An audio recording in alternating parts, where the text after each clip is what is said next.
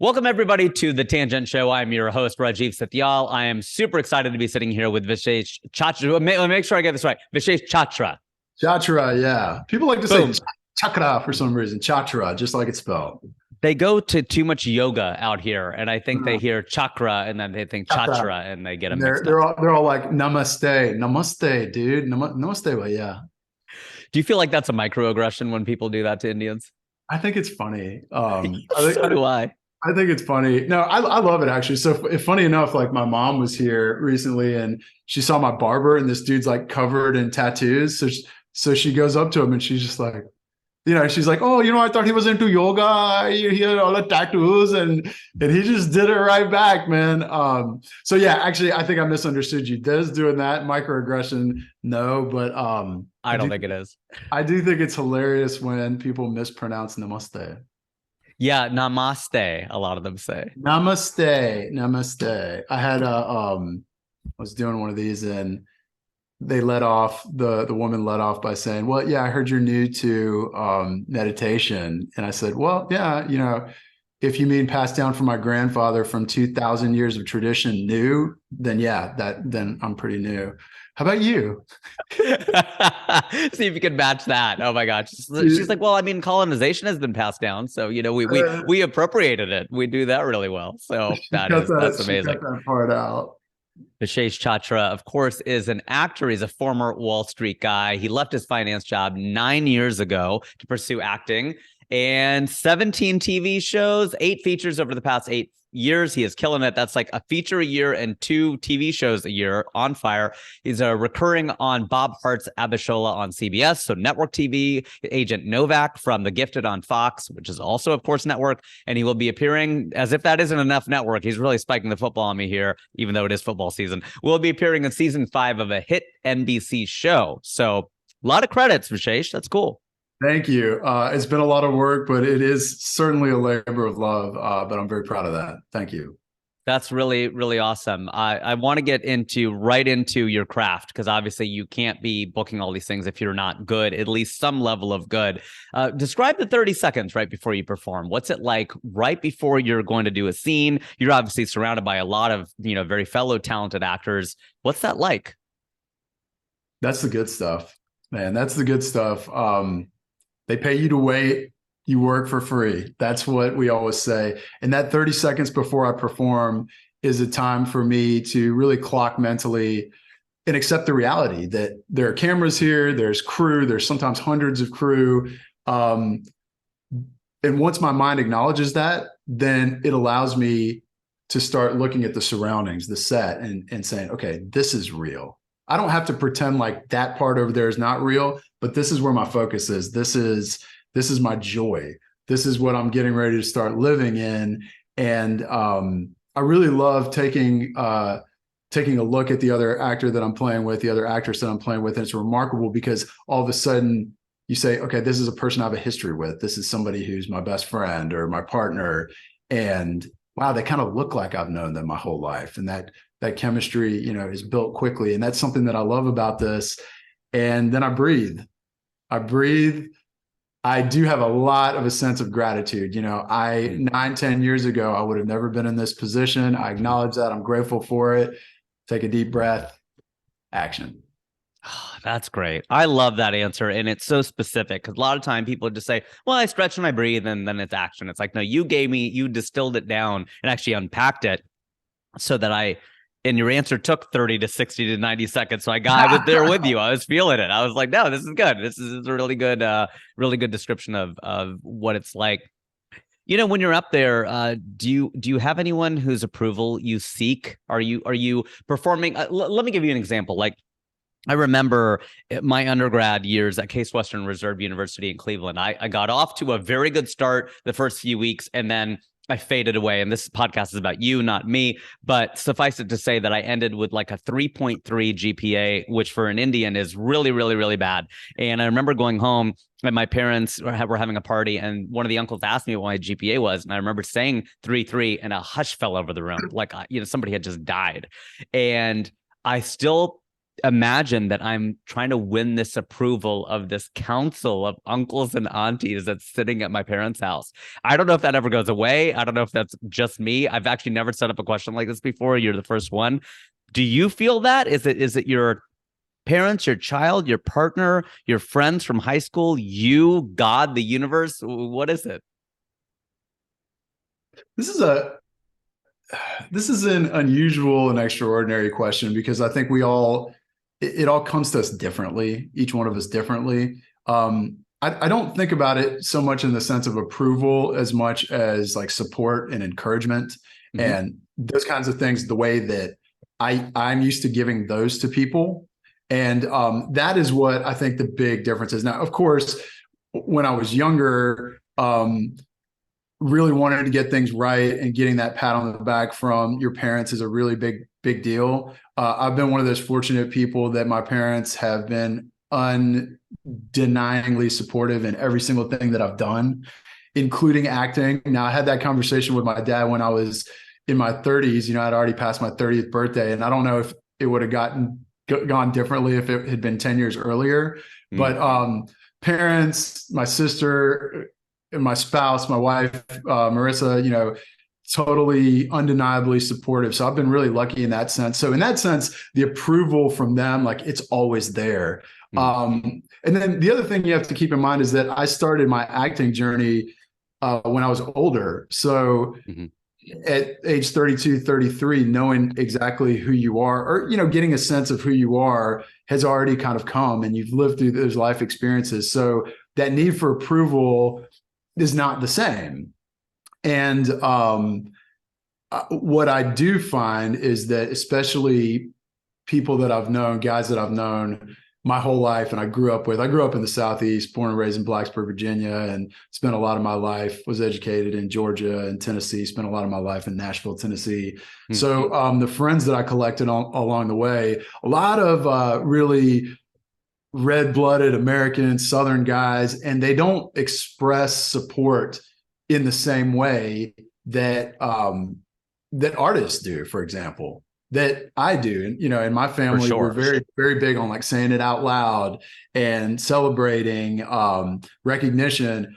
But what I started noticing was while I was digging and looking for that kind of support, and maybe in this conversation we call it approval from those guys and those close friends in that way, what they were doing, you know, they're the first to kind of make a joke or bring you down to earth, but what they do is in actions. And, you know, there's an example of one of my best buddies from college was he was out of the country. He was like in the Bahamas when one of my shows came on.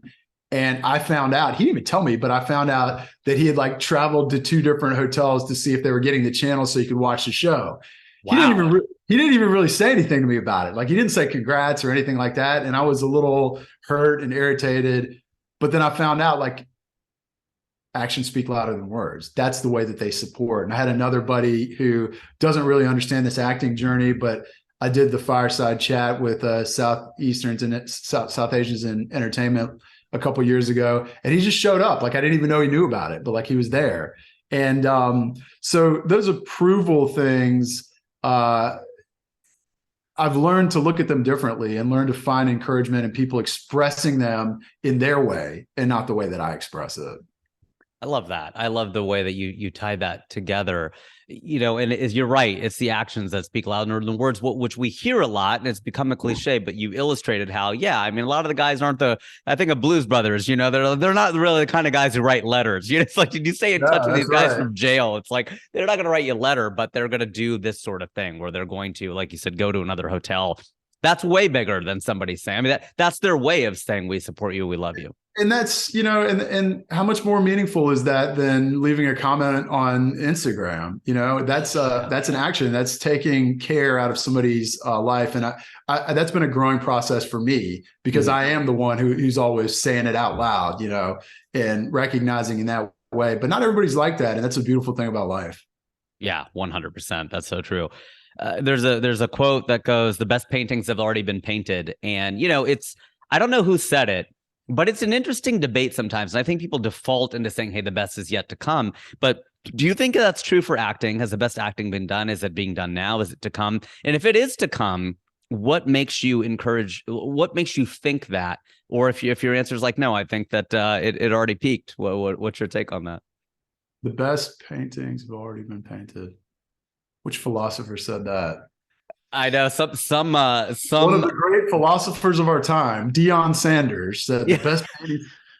Hey, he Yeah, played for the Cincinnati Reds, so I gotta love him. I'm from Cincinnati, so I think he played I for the feel Bengals you. too. I feel you, man.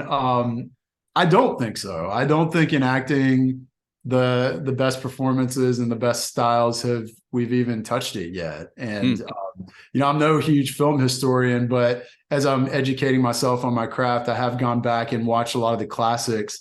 And I think, for example, you see Marlon Brando in On the Waterfront, and that's a performance that Hmm. he's giving like this for the first time. I think it was in the mid 50s, 1954, when they shot it. Yeah. He's given this just like focus on real, giving a peek into voyeuristic peek into somebody's personal life. And you see like the stillness and the way that he uses his voice. And to my knowledge, that was kind of, or to my observation, that was kind of the first time that Yep. you're seeing that. And then that has been a style that's been adopted over the last 60, 70 years. And then now all of a sudden you're seeing another level of rule breaking, particularly like in writing. You see kind of this uh, Get Out type story where it's a comedy, but is it a horror? And like, Right. what's the requirement of the actors in that genre? It's And like the menu yeah, like with the Ray menu. Fiennes. Oh my gosh! Hmm. Like I was so lucky. I actually got a chance to audition for a part in that, so I got to check out the script. And Very cool. again, Was it one like of the Wall Street guys, or not Wall Street guys, but one of the finance people or the tech guys? oh, what do you think? Of course, Of yeah, of course. course. Like typecast, baby.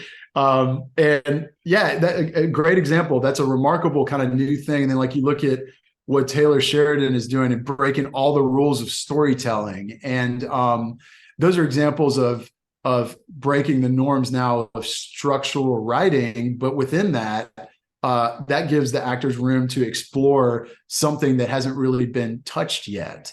And I always say that if you think the best has already happened, you just don't have an imagination. You know, we, Mm. we can't imagine how things are going to change and how they're going to evolve over time. And if we think the best stuff has already happened, we're just not imagining hard enough.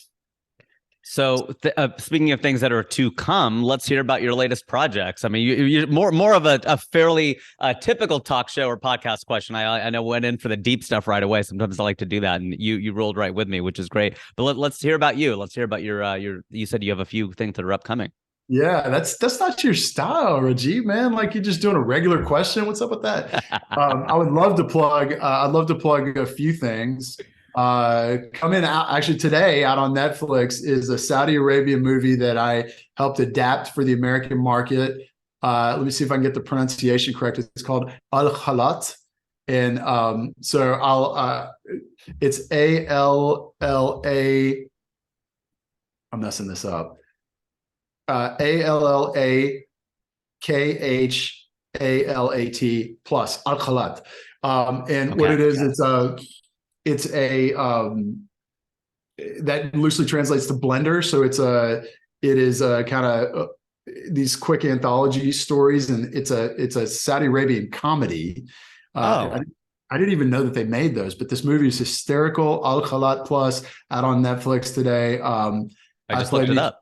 Yeah, I play. So yeah, why don't you tell the spelling so people Yeah, can you look it up? got it. It is you're close, or I think you got it actually. ALKHALLAT plus. Yeah, Al Khalat. I got Al one of my Khalat. Saudi friends to Hmm. give me the pronunciation.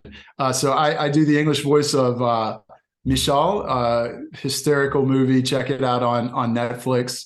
I am also recurring in as a voice of one of the characters in Monster High, the kids Nickelodeon show that I proudly watch with my 4-year-old.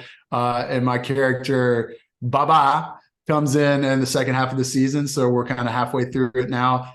Check that out on Nickelodeon.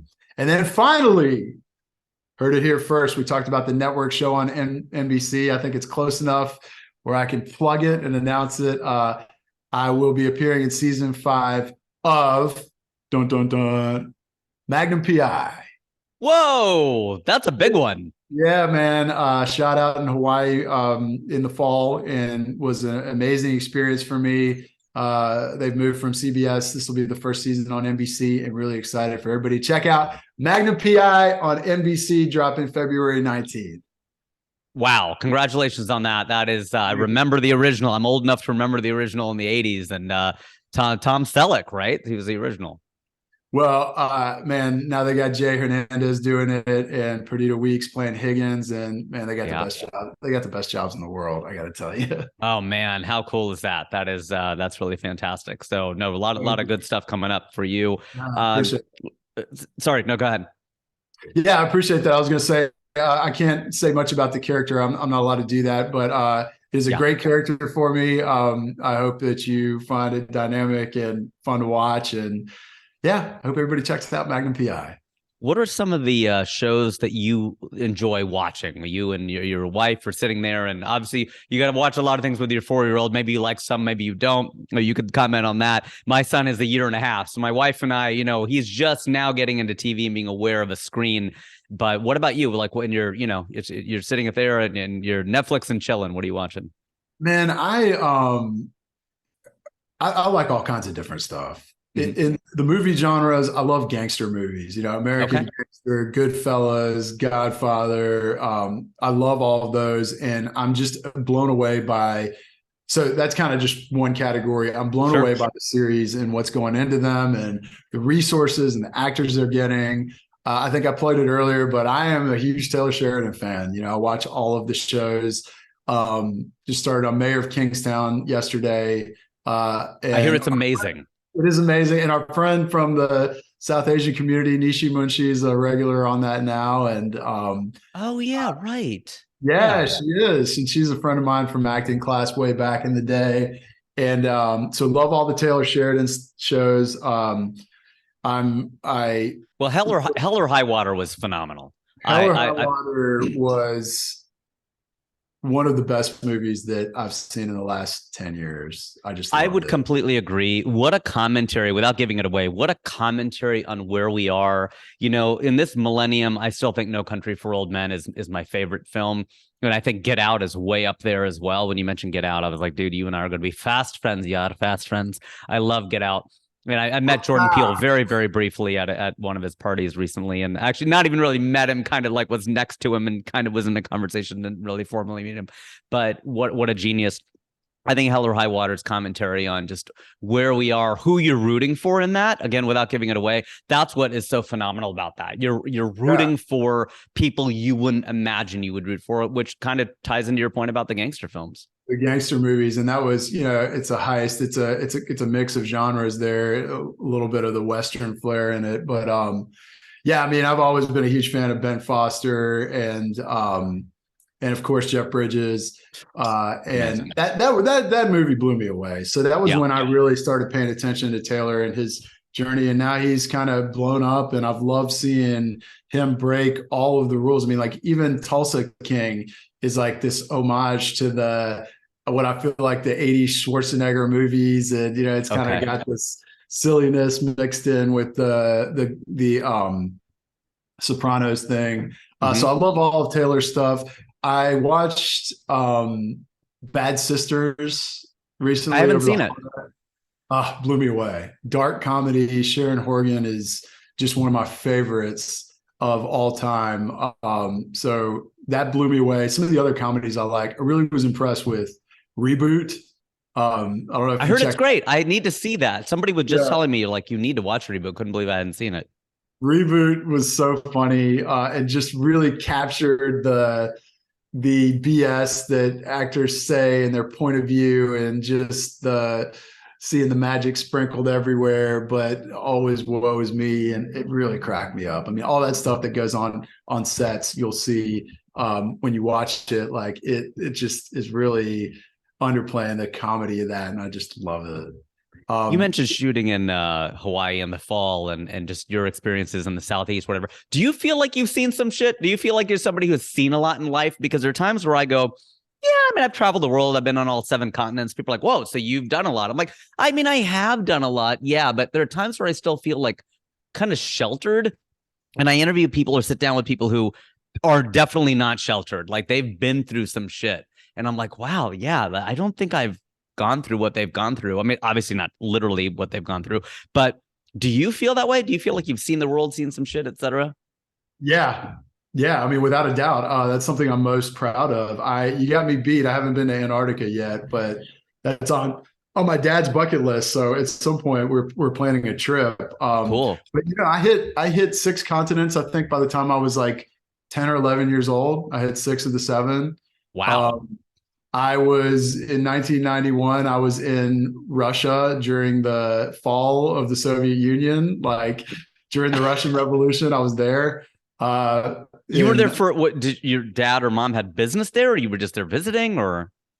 Yeah, yeah. My father had an inter. My dad was in the software business, and he automated libraries. That's what his company did. And so every Wow. summer they had the International Library Convention, and that year it happened to be in Moscow. And we landed, and the next day, I mean, I was a little kid in my hotel room, like video camera, Sony CCD TR5 that I got from India Town in Chicago, and just The like Varna Street. you got it, man. You know it. And negotiated, of course, and just like Naturally. videotaping the tanks rolling through Moscow, and then like watching them on CNN. And we lived through it. Whew. So yeah, I've seen some That would shit. qualify. That would qualify as I some was shit. seeing some shit. But yeah, man, I grew up, as I said, in Blacksburg, Virginia, a small southeastern town. Not a whole lot of Indian people there, and living my life in the Southeast, which is a place that I love and kind of will always be home to my wife and I.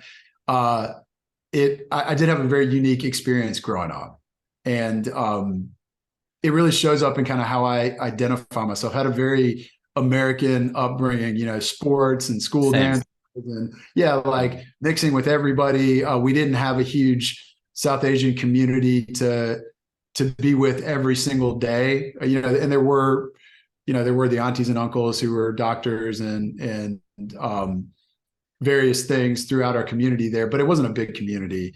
And that kind of forced me to have a very unique upbringing that I'm very proud of, and saw some shit doing that. Saw some shit growing up as the only non-white guy in my fraternity, for example, and doing that thing in college, and then graduating grad school. I saw that you have an MBA as well. We both have that in common. Well, I With dropped out before I finished it, so I started it, but I didn't finish it. Not a top MBA from a top Indian school, bhai. Yeah, so just going through that, and then doing my time on Wall Street before I started acting and in finance. I mean, I've seen some shit, man. Would you recommend that? I mean, now that how old are you? Do you mind sharing? What you guess? Well, based on all the things you've done, I mean, I would have probably guessed looking at you that you're like 36, but maybe you're a little older given all the things that you've seen. I'll go with my gut. I'll say 36. 43, baby. Whoa, you are aging quite well, my friend. 43. Yeah, no, I appreciate it, man. We're about the Yeah, same age. I mean, I'm 3 years older than you, but roughly the same. yeah. All right, Baya, you man. can call me Baya. Yeah, yeah, yeah. 43, and I've lived a couple lifetimes squeezed Yeah. in. No, it sounds like it. So looking back then, getting started late, like you said, at the age of 32, you've been doing this now for 10, 11 years, and obviously been booking really well. If you're saying you've been booking these things for the last 8 years, it took you 3 years to kind of get going. And that's pretty fast, really fast. What would be your advice to someone young? Like, I can see sometimes I have a friend who came out here and he's doing quite well, South Asian guy, Desi guy, and he skipped college. He just came out here and knew he wanted to be an actor and he's going for it, but he has no fallback plan and he can't. He didn't go to college. I mean, I shouldn't say he can't, but I would say that he didn't have a traditional fallback plan. So would you recommend that? Obviously, it would vary person to person, but just generally, if you don't know the recipient of this advice, or would you be like, no, beta, start a 401k and an IRA and have some security and then come out? Would you split the difference? That's an interesting one because obviously this is my path, so it's the one that I know the best. Mm-hmm. And having some career success and having established myself and being married when I started acting and having a little bit of stability, that's really kind of been an advantage for me. Mm-hmm. And mostly so in the fact that when it came time for me to start training as an actor, I could focus solely on that. So that's been a big advantage, made a big difference. Also, just kind of having those experiences and knowing who I am and how the marketplace might view me and what I can bring to the table, so to speak. I know that's one of your favorite terms. Nice one. Well done. Yeah, to the table and to the camera, to the screen. Just kind of knowing who I am has been an advantage. But one thing I certainly did miss, and I was going through and looking at a lot of your clips and some of the other interviews that you've done so I could get a sense for you. Mm-hmm. And I found myself being like a little jealous when you had Hassan on and you guys were talking about those days in your apartment and just the grind, like he was working at PF Chang's and that's where a lot of those relationships are established. And that's where like the art is built, is in those times of being in the grind as young people together. And so like you miss out on that when you have a different career. But to specifically answer your question, I mean, I think that anybody who fills their life with experiences and unique experiences, that is an advantage. You're going to be able to bring that to your art and to the screen. But then there also is a reality of like, the guys that came here and went to UCLA and have been in Los Angeles since they were 18, they have that extra 10, 15 years of networking in the business on me. And I've had to play catch up. Sure. So from an artistic point of view, I think doing as many interesting things and seeing the world in as many different ways as you can is a big advantage. But from a practicality standpoint, if you know this is what you want to do, this is the town you want to be in, I'd say don't waste any time. So well said. And I'm glad he answered the question because I think that too often actors just, you scared me at the beginning because you're like, well, this is my path. And but then you didn't scare me, but I knew you were going to answer the question. But yeah, sometimes people are like, look, I can't give it a life. But I think you hit all aspects of it. And you're right. I think that maybe there is no right, but the right answer is like, yeah, if you knew you wanted to do it, but you wanted the backup plan. And I thought of this as you were saying, it's move to New York and LA or wherever and do the job, do a full-time job, but also start networking or whatever else. Maybe that's the best of both worlds. But at the same time, there's something to be said for going all in like you did. Wall Street, You went all in. I was at Procter & Gamble. I went all in on marketing, and that's what I did. And you live a completely different life. So you don't have your foot in two boats that are sailing in different directions. You're like, no, I'm going to do this. I'm going to be here and I'm going to have life experience. It's funny that you mentioned Hassan because, I said that to him. I was like, I wish I had your youth. And he goes, I wish I had your life experience. And, and they're both right. There's no wrong answer in that. It's just what, like you said, whatever you bring to the table. So I think that there's so much there. For me personally, it's been helpful to have that, the 401k, the IRA, just have that there. And so whereas you had that, plus you said you've been married for 12 years. So you already had a life partner with you. And I'm sure she's, like you said, she's your rock to some extent. Yeah. And it's so a couple of things. I mean, one, having a spouse who's not in the entertainment industry has been wonderful for me. Agree. Because, and likewise, mine's a pharmacist. Right. And so exactly what I'm saying. That's been a good balance in my life. But the other thing that I'll say is the education part of it is, and especially in our South Asian culture, like it's such a big deal, and everybody goes to college. And I do think that there are certainly, even if you don't study acting or theater, you find a way to make it part of your life. And you're mentioning move to New York, move to LA, take an improv class. Those are things that I wish I had taken the time to do. And not like when you're slogging at 16 hours a day on Wall Street, you can do that. But there were times where there was time, and instead of going to the sports bar and watching the game, I could have been doing an improv class or going to the open mic night.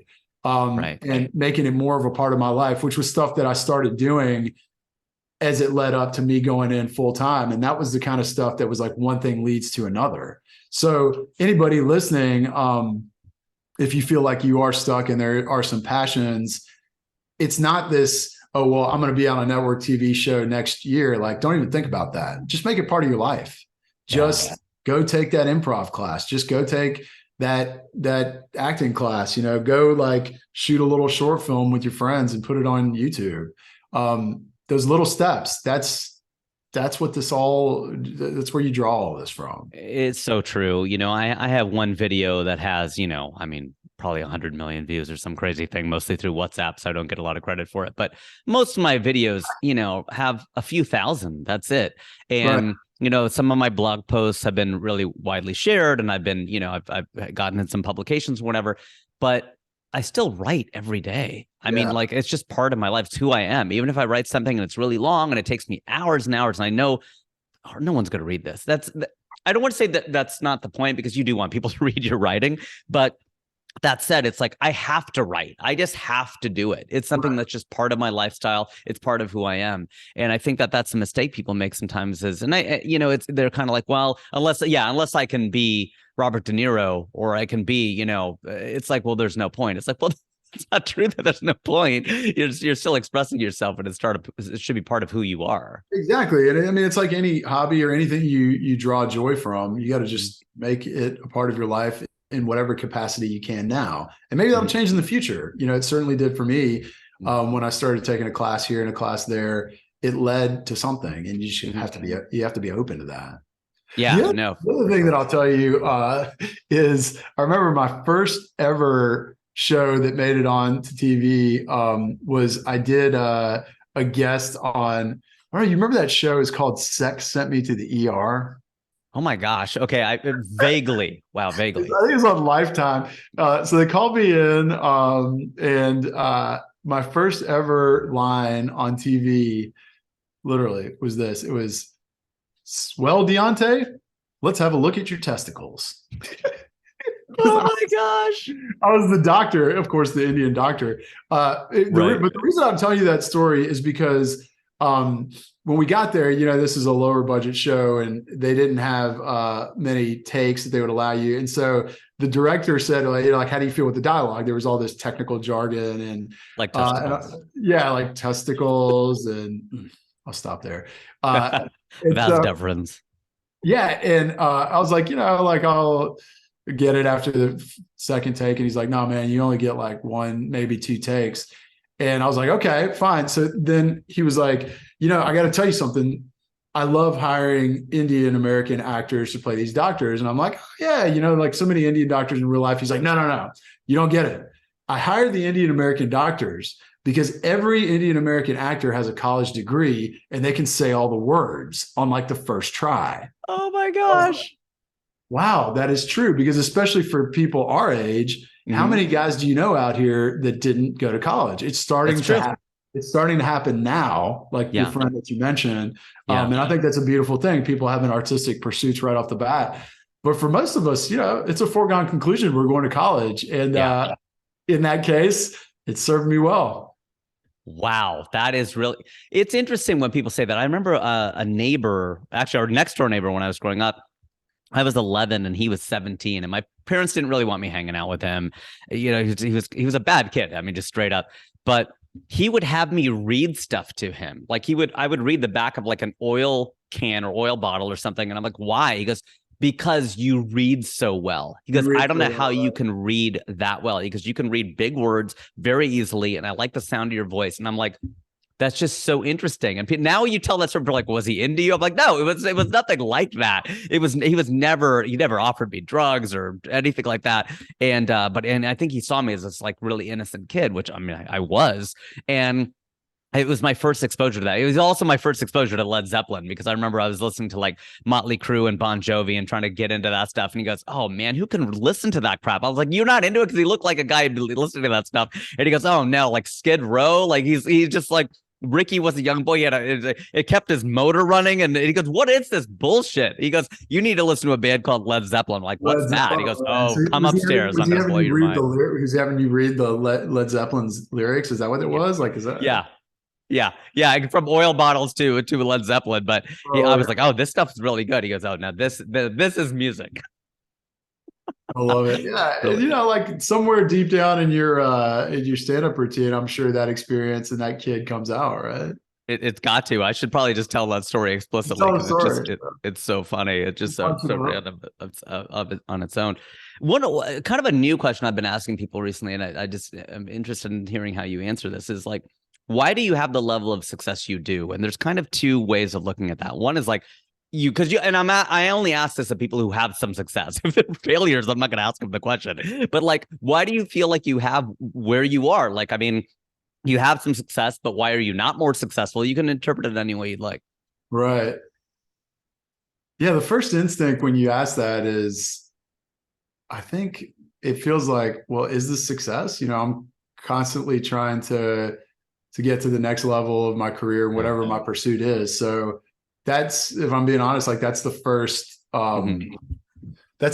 instinct. But then, I'm pragmatic about it too. I look back and there are a lot of skills that I have gathered from a lot of the various experiences that I've been fortunate to have throughout my life. And I've learned to apply those in this pursuit, and a lot of people don't understand some of the things that I do, but they are drawn from experience in analyzing businesses and analyzing markets and tipping points and seeing and then observing how this industry is put together and who I need to get in front of and what type of people I need to surround myself with.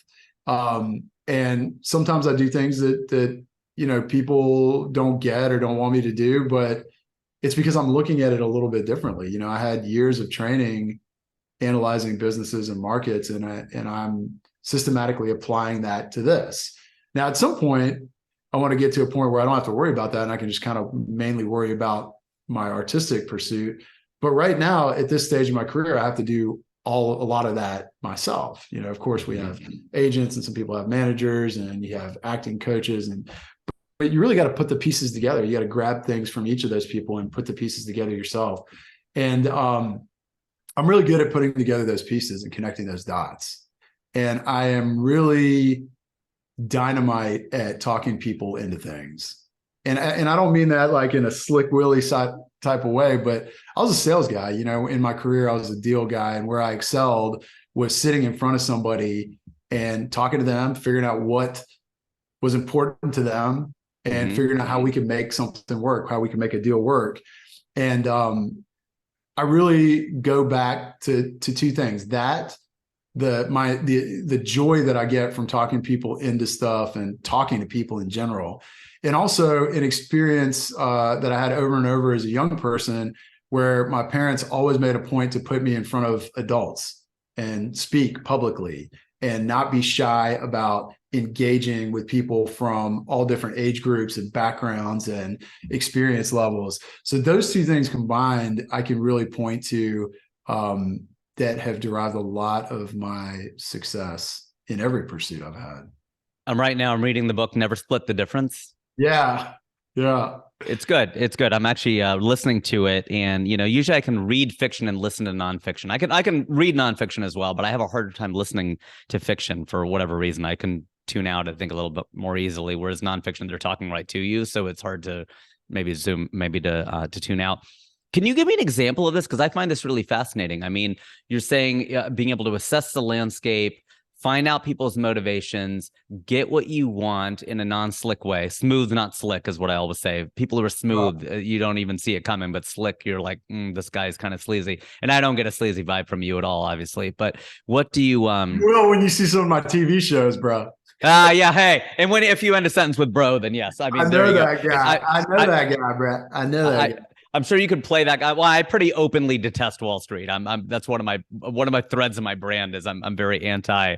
I think the finance industry has destroyed the planet. I'm very open about that kind of stuff, and people who know me well know that I believe that.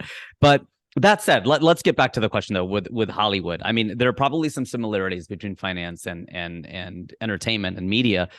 Can you give me an example of this though, where you had something like that? You can give me the star model way of telling a story, the situation, the task, the action, and the result. But what is something like that? Because I'm fascinated by this. Look, the first thing that comes to mind, and it's not specifically germane to the entertainment industry, it's just more to my life, was last year when my kid had her third birthday party, Hmm. or her third birthday. So it was like, it was actually 2000, it was 2021. So Okay.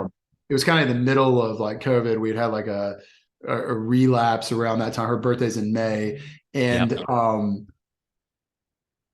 Disneyland was coming out of their crazy protocols, and you had to Yep. have like a reservation, and you also had to have a ticket, and there was 10 steps that you had to go through to be able to get into the park of Disneyland.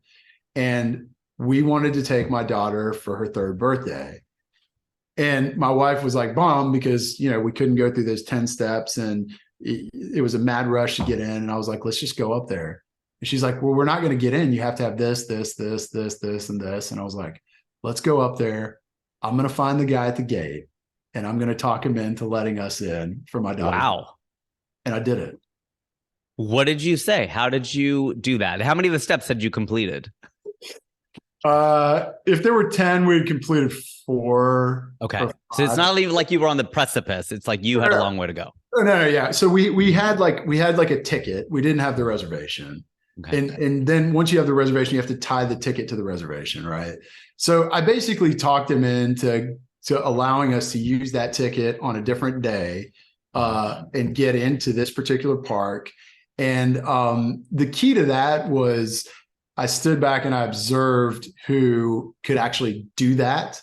It's just a bunch of people checking in tickets, and then I had to figure out, well, who's the guy who has like the app that he can actually like switch stuff. So it took a few minutes to identify that person. And then there was actually a couple of them, and it may have been shift managers or whatever. And then I identified the one who I thought would be willing to listen to my story. And I mean, it was a true story. It was my kid's third birthday. We had a reservation for a different park at a different time, ticket. And through dark arts and wizardry, like he just felt me, and he did me a favor. And then you became the villain in a Disney film. The villain in a Disneyland film. And I'll tell you what I did, which I always do, whether somebody helps me or I had a bad experience, is I wrote a message to that person's manager. And I told him, this made our day. And I told that the manager, like, this made our day. He didn't have to do it. I understood. He made an exception. And my kid will never forget that for the rest of her life. It's such a great practice that you do that, because I remember I adopted that fairly early on at P&G, which is writing a letter or a note to the person's boss.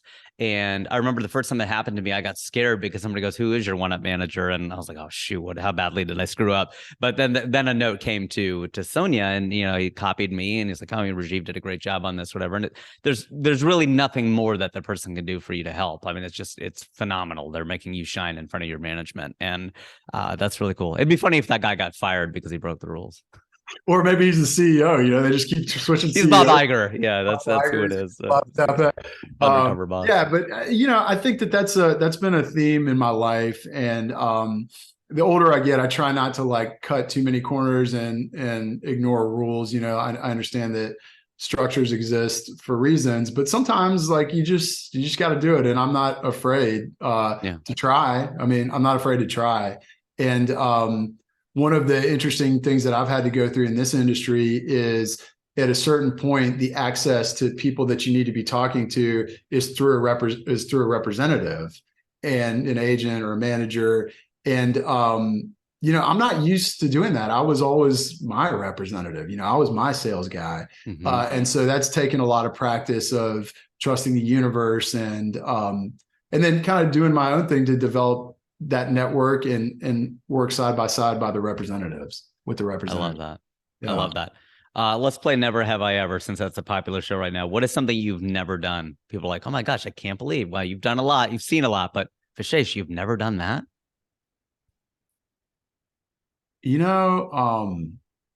Up until recently, I had never texted with an emoji. Oh, wow. Yeah. What got you into the game? Was it your child, or was it? Man, you know what? I'll tell you what. This is just coming to me. Wow. You and I were trying to set this thing up. Yeah. Have been for a couple months. And during one of those periods, it was Diwali. Do you remember that? Yeah. Yeah. I sent you Diwali diyas as an emoji. And that's the first time? It had to have been that week. That week is when I Wow. started using emojis. I'm so honored to be part of this That was wave it. of emojis that you That started was it. using. That was it, man. I had never used emojis. I didn't think it was convenient. I didn't really like, I didn't really like it. And yeah, so Diwali's late October, early Yeah. November, and that's it. It hadn't even been like 2 months, two and a half I months. I I always feel like the people with whom I have the closest relationship are people with where I don't have to use punctuation, right? I don't have to use smiley faces and exclamation. Like with my wife, I just send her whatever. And I don't need to be like JK or LOL because she knows I'm kidding. She knows my tone. She knows that's going to Yeah. ruin the joke. For a comedian, you don't want to put an exclamation point. I want to leave it sarcastic and kind of open ended. So I totally feel you. I do use emojis because I find them fun and funny and kind of silly. Well, I do But now. Now, yeah, maybe I'll become addicted to it, and I'll be like one well, of those, like younger teenage people who just doesn't even use words anymore. But yeah, man, could you believe it? Like for that many years, I never once texted with an emoji. that is, yeah, you were really late to the game. That good for you. Well, on holding out as long as you did. So that is surprising. Wow, that's a really good one. I've never had anybody say that. Never have I ever had anyone say that to me before. Um, I didn't really properly answer it, but close enough. If yeah, we had done the interview the the first time, original. the original, I would have been there, man. Then you would have been I like, would have I've been. never done this. Now you've done it all because No, you've sent an emoji. It's not like skydiving or bungee jumping. You're like, no, I finally sent a dia. and that was it. That was the tip of that's the tip of the mountain. That's amazing. Do you talked about how the people with whom you surround yourself and that being such an important thing. Who are the five people you spend the most time with? I assume probably your wife and your child have to be two of them, right? But who are the other folks in your life? Sounds like you're pretty close to your dad. I'm close to my parents. I Yeah. talk to my parents very often. I talk to my sister very often. And I'm proud to have like a very close knit family.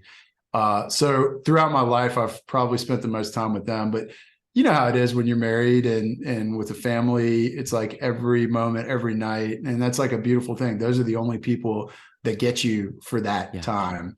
Yeah. Spent a lot of time with my alter ego. Mm-hmm. Uh, spent a lot of time. Who is your alter ego? Which one? Which night are you picking me on? Now I say that jokingly, but I also I spend a lot of time in my imagination. So I spend a lot of time with the characters that I'm imagining, and I've been doing that since I was a little kid. Um, That's great. so they're quite fully formed, and when I get to bring those characters to screen, so perfect example. Bob Hart's Heavy Show. I play a doctor named Dr. Sanjeev Chakraborty. And originally he had been written and there may have been a miscommunication, Mm. whatever it was. But when we did the first auditions, he didn't have an accent. And Okay. when we went through a couple rounds and then we went to the producer sessions with Chuck Lorre, and some of the other creators and producers. Chuck wanted to hear it with an Indian accent. And it was right then. And Yeah. I'll tell you something beautiful about our South Asian in Hollywood community. In that session, there was a few of us, and one of them was Ravi Kapoor. The other one was Sankrish Bala. Yeah. You could probably have had on your show. You've known those guys for a long I time. know them quite well. Mm-hmm. Ravi came out, and he kind of whispered in my ear. He was like, be ready to do like an Indian accent. And he helped me out with that. It was a very touching thing that he did. He didn't have to do that. Yeah. And I think that that's what I found in our South Asian community here. I know I'm going on a little bit of a tangent. No, I love this. Gent, he was a real tangent doing that, man. nice, And nice plug. Nice plug. got it. Yeah, and then when Chuck asked me, so I was a little bit prepped, but when Chuck asked me, do it with an accent in that producer session, that was a character that I'd spent a lot of time with. That was a voice and a point of view, and this arrogant doctor with the Indian accent and giving people advice that's unsolicited and Chakraborty out. That was a guy I'd spent a lot of time with, man. And Yeah.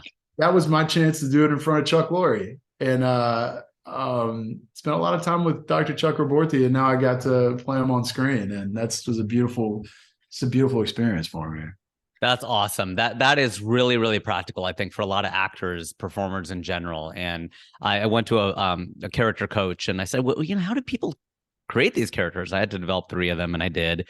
And she said, it's different for everybody. But she goes, for me, it always starts with a voice. It was Voice. just, I'll start walking around my house, my apartment, whatever, and I will just start doing a voice, and that voice will then take on a body, and then we'll take on a backstory, and we'll take on a physical form and all the things, and just the face will come together and the expressions, but it always starts with a voice.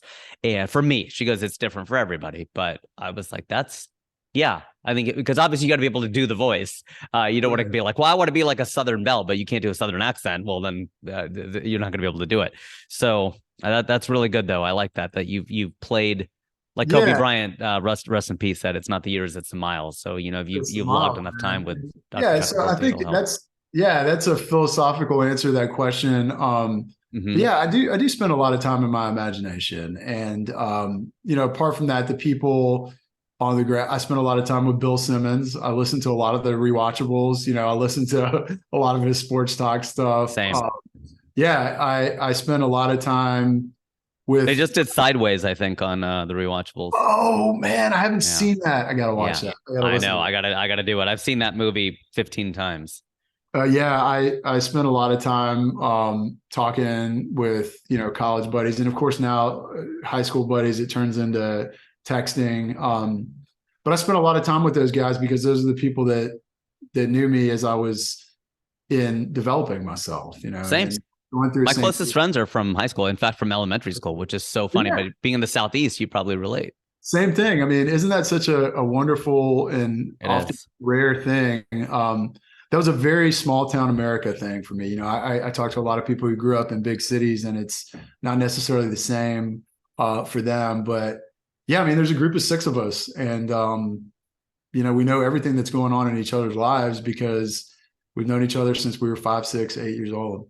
It's everything. I think about that a lot, and we get together every couple of years, and obviously COVID threw some of that off. But it's really the guys who know me really well, and if you had to put together a profile of me, those guys would know almost everything. The Yeah. good, the bad, and the ugly, and that's kind of the beautiful part of it is I know that about them too. And you get together with them every couple of years, and you wish it were more, but it's great to have that. And I think people here look at that as a little bit provincial or a little bit small towny, and I'm like, you can look at it any way you want. That's up to you. That's your business. But for me personally, there's nothing better. Yeah, it's really been a gift in my life, and I think something that you talked about in the Husson interview was when you'd spent a lot of time with that person, and then you said when he did his homecoming king thing, Yeah. you learn more about him. Yeah. And I find that with so many relationships in life, this person, you think you know everything about them, and then 10 years later they tell you this story. You're like, wait, what? You've never mentioned this before? Yeah. Oh, that's why you act this way. That's Yeah. why you reacted to that person in that way. And that's been something that I've really enjoyed in life, is like always expanding what you know about somebody. I've got a memory that's like chains because like I remember everything, and sometimes it kind of brings me down because I can't like let stuff go. But it really is wonderful like when you do remember that much and somebody still surprises you with something new. That's amazing. My memory is the opposite. I mean, it's very specific. Certain things, names and numbers, I'm really good at. Yeah. Your wife's name's Marissa. I got that. I clocked Yeah. it. I probably will never forget it. But Yeah. I'm really bad. Like I have a horrible social memory, and I can see the same movie once I lock it. Like the second time I could start doing dialogue. Like I mean, I remember even younger as VCRs and whatever, they would rewind it. Somebody had to go to the bathroom. They'd go back 15 seconds, and I would be able to do the dialogue like that first try. And but as far as the plot of the movie, I can't remember. My dad is the complete opposite. He can remember everything. He's like you. I remember, I think it was Ocean's 11 had come on, and I was like, "Oh, have you seen this?" He goes, "Yeah, this is the part where they slide down the thing, and then it like he went into such detail. I'm like, "Did you direct this movie? When's the last time you saw it? If it's been on HBO, have you watched it?" Because now I saw it when it came out like 15 years ago, and he's describing exactly what Matt Damon's going to do. The next thing George Clooney is going to do. I'm like, I can't believe like how do you remember all this level of detail? And people just have it. Well, my friend, I know that we're short on time and I got to run, you got to run, but we Yeah. really, really appreciate your taking the time to talk to us. Anything you want to add as we're signing out here? No, man, I really appreciate you having me on. I have been watching your stuff for such a long time, and I appreciate the kind of path that you've been on and the humor and connecting that you've done for our South Asian and Hollywood community. That's something that's very important to me, is kind of bringing our community up, and wonderful things are going on. Let's just keep it going, man. Thank you so much for having me. Really, really appreciate your being on the TanGent Show with me. This is Vishesh Chachra. Where can people find you? Instagram? What's the best way to find you? Instagram at V_Chachra, V_CHACHRA. Check me out on IMDb and watch my shows.